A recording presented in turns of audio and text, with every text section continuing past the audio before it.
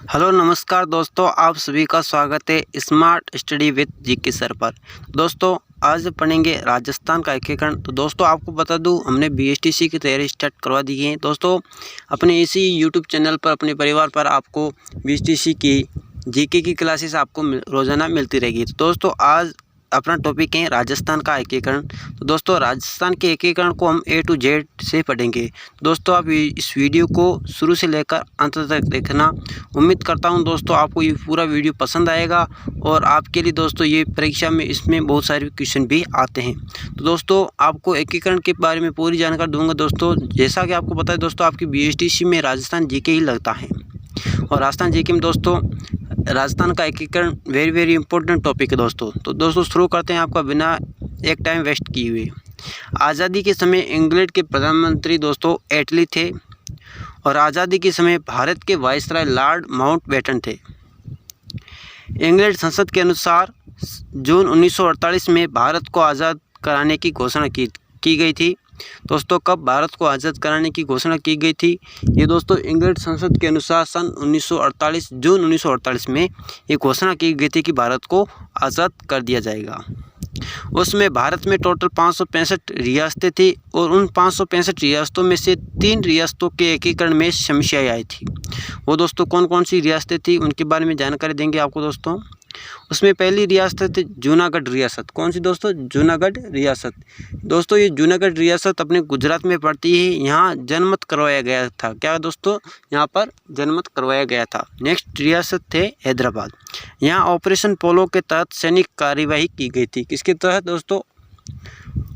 Operation पोलो के तहत सैनिक कार्यवाही की गई थी। नेक्स्ट है कश्मीर। विलय पत्र पर हस्ताक्षर करवाए गए थे। दोस्तों इस तीन रियासतों की जानकारी आपको होना बेहद आवश्यक है दोस्तों। बार बार यहीं से क्वेश्चन छपते हैं दोस्तों। यहीं से दोस्तों एग्जामिनर होता है दोस्तों, डीपली में जाकर आपसे क्वेश्चन पूछता है और आप क्या करते हो दोस्तों, उससे ऊपरी परत से ही पढ़ते हो, डीपली नहीं जाते दोस्तों। मैं आपको डीपली पढ़ाऊंगा दोस्तों। जूनागढ़ रियासत, हैदराबाद रियासत और कश्मीर रियासत। अब नेक्स्ट बात करते हैं दोस्तों, ये दोस्तों भारत में बात हो गई। अब हम बात करते हैं राजस्थान के बारे में। राजस्थान में 19 रियासतें व 3 ठिकाने थे। कितनी थी दोस्तों? 19 रियासतें थी और 3 ठिकाने थे। और 3 ठिकानों की बात करें कौन कौन से दोस्तों? पहला ठिकाना है निमराना ठिकाना। कौन सा दोस्तों? निमराना ठिकाना। ये कहाँ पर पड़ता है? अलवर में पड़ता है। इसके शासक राजेंद्र सिंह थे। कौन थे? राजेंद्र सिंह थे। नेक्स्ट है दोस्तों कुशलगढ़ ठिकाना। ये कहाँ पड़ता है दोस्तों? ये बांसवाड़ा में पड़ता है। इसके शासक हरेंद्र सिंह थे। निमराना के राजेंद्र सिंह, कुशलगढ़ बांसवाड़ा के हरेंद्र सिंह और लावा ये टोंक में पड़ता है। इसके शासक प्रदीप सिंह थे। कौन थे? प्रदीप सिंह थे। और ये सबसे छोटा ठिकाना था। कौन सा? लावा ठिकाना जो टोंक में पड़ता है, ये सबसे छोटा ठिकाना था। तो इनको दोस्तों इनके शासकों के बारे में आपकी थोड़ी बहुत जानकारी होनी चाहिए। अब बात करते हैं एक सी श्रेणी का केंद्र शासित प्रदेश था जिसे अजमेर मेरवाड़ा कहा जाता था। अजमेर मेरवाड़ा की अलग से एक विधानसभा थी जिसे धारा सभा कहा जाता था। दोस्तों वेरी इंपॉर्टेंट है ये दोस्तों। केंद्र शासित प्रदेश था जो सी श्रेणी में आता था। कौन सा था दोस्तों? अजमेर मेरवाड़ा था। और इसकी एक अलग से विधानसभा थी जिसे धारा सभा कहा जाता था। क्या कहा जाता था दोस्तों? धारा सभा कहा जाता था। दोस्तों आप A to Z इस वीडियो को कंप्लीट देखना दोस्तों। उम्मीद करता हूँ आपको समझ भी आ रहे होंगे। धारा सभा के अध्यक्ष दोस्तों, उस समय धारा सभा के अध्यक्ष कौन हुआ करते थे? हरिभाऊ उपाध्याय हुआ करते थे। राजस्थान 20 श्रेणी में आता था। वो अपना राजस्थान किस में आता था? राजस्थान 20 श्रेणी में आता था और अजमेर अपने सी श्रेणी में आता था। राजस्थान का एकीकरण 7 चरणों में कंप्लीट हुआ है दोस्तों। और एकीकरण में 8 वर्ष 7 माह और 14 दिन लगे। कब कितने दिन लगे दोस्तों? 8 वर्ष लगे, 7 माह और 14 दिन लगे हैं।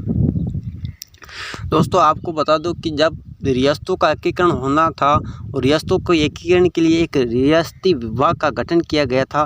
तो दोस्तों इस रियासती विभाग की स्थापना 5 जुलाई 1947 को हुई थी और इसके अध्यक्ष सरदार वल्लभ भाई पटेल को बनाया गया था। रियासती विभाग के आपको बता दूं, सरदार वल्लभ भाई पटेल को रियासतों का एकीकरण का श्रेय दिया जाता है, इसलिए इन्हें लौह पुरुष भी कहा जाता है। इनकी सबसे बड़ी प्रतिमा 182 मीटर की लगी हुई, कहाँ पर लगी हुई दोस्तों? गुजरात पर लगी हुई। दोस्तों आपको ये भी ज्ञान होना चाहिए थोड़ा बहुत दोस्तों। इसका अध्यक्ष सरदार वल्लभ भाई पटेल को बनाया गया है और इसके सचिव वीपी मेनन है। कौन है? वीपी मेनन है। रियासती विभाग के अनुसार वही रियासत स्वतंत्र रहेगी जिसकी 10 लाख जनसंख्या वो 1 करोड़ की वार्षिक आय हो। दोस्तों इसमें शर्त क्या रखी गई, वही रियासत स्वतंत्र रह पाएगी जिसकी 10 लाख की जनसंख्या हो और 1 करोड़ उसकी वार्षिक आय हो। दोस्तों उसकी वर्ष की वार्षिक आय 1 करोड़ होनी चाहिए और उस पूरे क्षेत्र की जनसंख्या 10 लाख के बराबर होनी चाहिए। इसमें राजस्थान की 4 रियासतें आया करती थी, जयपुर, जोधपुर, बीकानेर और उदयपुर। और राजस्थान का एकीकरण 7 चरणों में इस प्रकार है दोस्तों ये जैसा कि आप ये डायग्राम देख रहे हैं। प्रथम चरण मत्स्य संघ, द्वितीय चरण पूर्वी राजस्थान संघ, तृतीय चरण संयुक्त पूर्वी राजस्थान संघ, चतुर्थ चरण वृद्ध राजस्थान, पांचवा चरण संयुक्त वृद्ध राजस्थान संघ, छठा चरण राजस्थान संघ और सातवां चरण राजस्थान संघ। दोस्तों इस डायग्राम को आप अपनी कॉपी में नोट्स की तरह बना ले लेना दोस्तों, बेहद ही अच्छा बना हुआ है दोस्तों, इससे आप आसानी से समझ सकते हो। मत्स्य संघ, पूर्वी राजस्थान संघ, संयुक्त पूर्वी राजस्थान संघ, वृद्ध राजस्थान संघ, संयुक्त वृद्ध राजस्थान संघ, राजस्थान संघ और राजस्थान संघ। अब दोस्तों हम पहले पढ़ते हैं, पहला है मत्स्य संघ। मत्स्य संघ की स्थापना 18 मार्च 1948 में की गई थी। इसमें 4 रियासतें थी और एक ठिकाना था। 4 रियासतों में अलवर, भरतपुर, धौलपुर और करौली थी और एक ठिकाना निमराना ठिकाना अलवर वाला था और इसकी राजधानी अलवर बनाई गई थी। इसके राज प्रमुख उदयभान सिंह थे, ये धौलपुर के थे।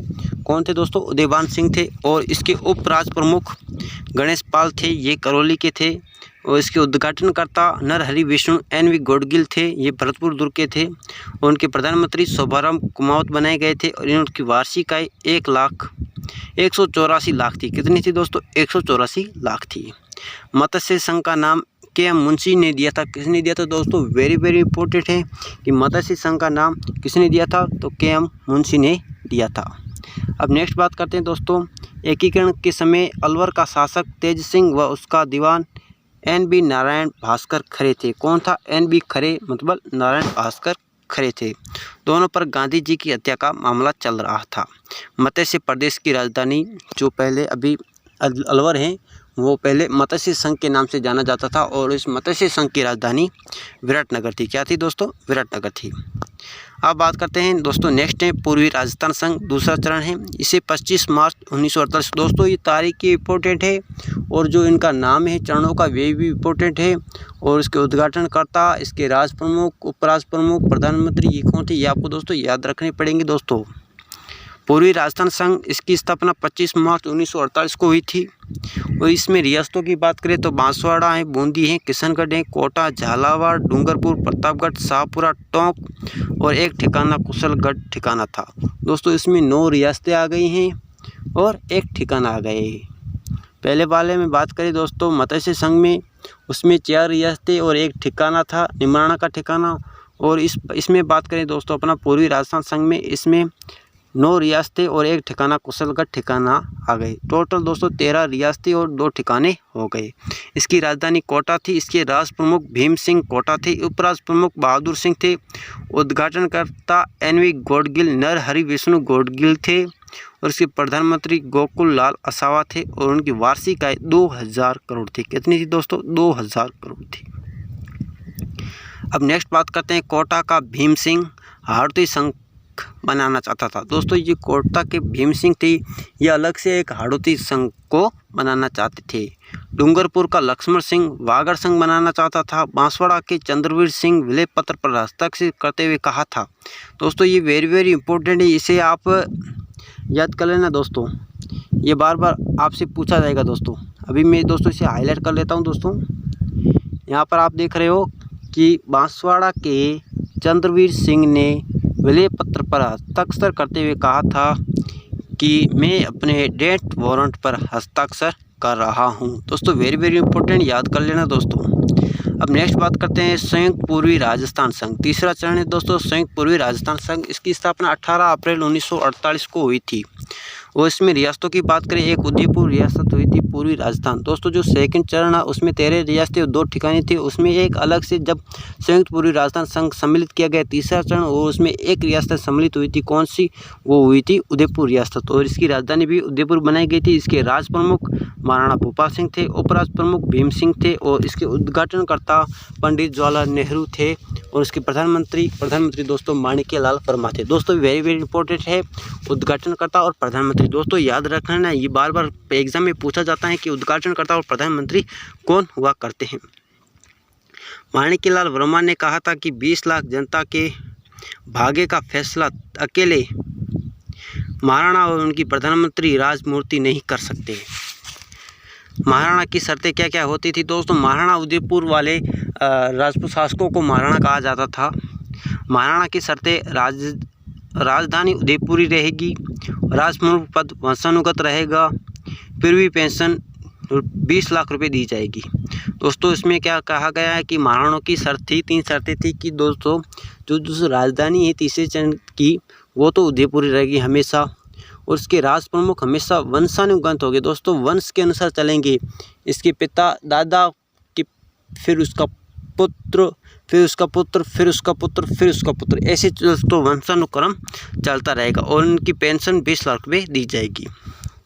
हनुमत सिंह के पाकिस्तान में मिलने की बात पर महाराणा भूपाल सिंह ने कहा था कि भारत में मेरा स्थान क्या होगा ये मेरे पूर्वज निर्णय कर चले गए हैं।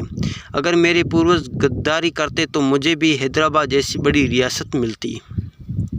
अब दोस्तों चौथा चरण है वृहत राजस्थान संघ। इसकी स्थापना 30 मार्च 1949 को हुई थी। तो दोस्तों ये वेरी वेरी इंपॉर्टेंट है कि 30 मार्च इसी दिन दोस्तों राजस्थान दिवस मनाया जाता है 30 मार्च को। इसमें रियासतें दोस्तों जैसलमेर, जोधपुर, जयपुर, बीकानेर थी, और तीसरा चरण संयुक्त पूर्वी राजस्थान था। दोस्तों 4 रियासतें और एक जुड़ गई, तो दोस्तों टोटल कितनी रियासत? 18 रियासत हो गई दोस्तों टोटल।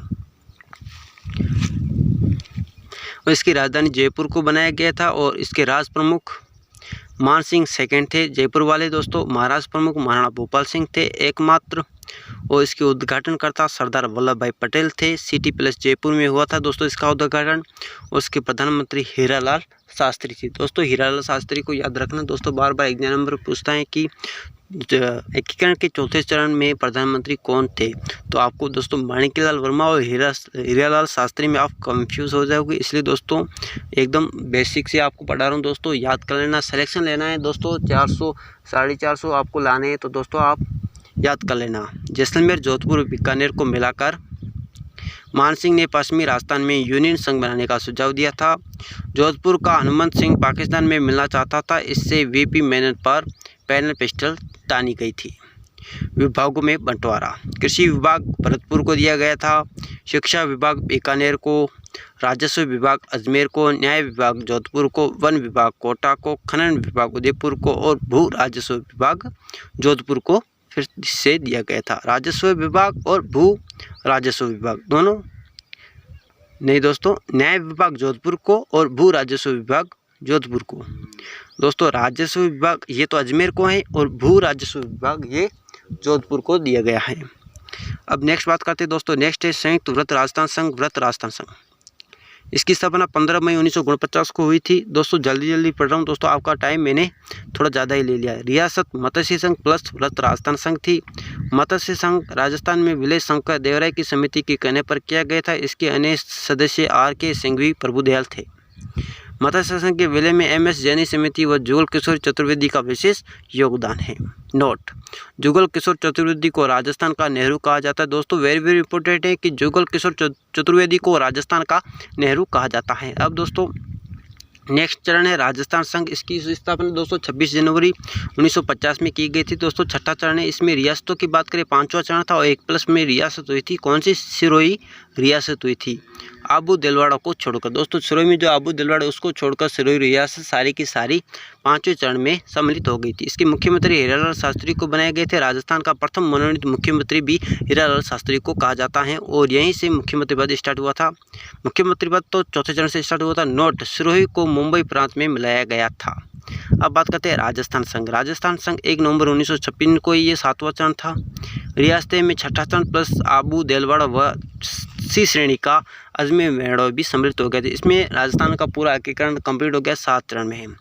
मध्य प्रदेश का सुनील टप्पा गांव कोटा में मिलाया गया व झालावाड़ का सिराज मध्य प्रदेश में मिलाया गया। मुख्यमंत्री मोहनलाल सुखड़िया थे, उस समय राज्यपाल गुरुमुख निहाल सिंह बने, प्रथम राज्यपाल थे।